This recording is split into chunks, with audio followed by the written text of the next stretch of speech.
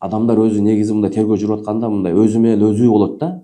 А бизде көрүп атасыңар, мына кече президент кара суга барып үй тапшырса, камчы ташыйп, сокулукка барып алып үй тапшырып жүрөт да. Мен мындай бир кеңеш айтат элем да. Азыр бирөөгө үй тапшырардан мурда тиги түрмөдө отурган инисинин 4,5 миллиардын төлөш керек да биринчи. Бул динде да ушундай да. Биринчи карызды кутулуп коюп анан садака бер дейт да. Азыр ташыйып садака бере турган акыбалда эмес да. Булар биринчи азыр 4,5 миллиард карыздан кутулуш керек. Булар мамлекеттен жоголуп кеткен 4,5 миллиардты ордунан коюш керек да. Анан азыр ол садаканы курулуп аткан үйдү алган адам дагы аш болбой калды. Булар мамлекеттен 4,5 миллиард урдуп алган болсо, анан булар кайсы акчадан келип бизге үй салып берип атат деп, аларда дагы суроо пайда болуп атат да.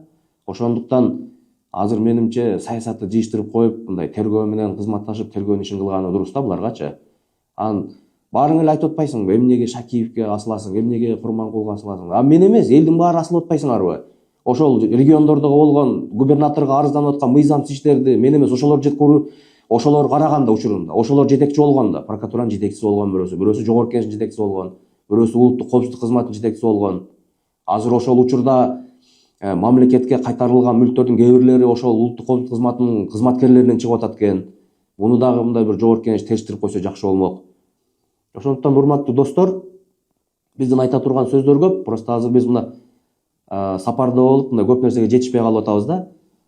Буюрса, кийинки жумадан дагы шашпай сүйлөшөбүз достор. Аманчылыкта көрүшөлү, жакшылыкта көрүшөлү. Саламатта тургула.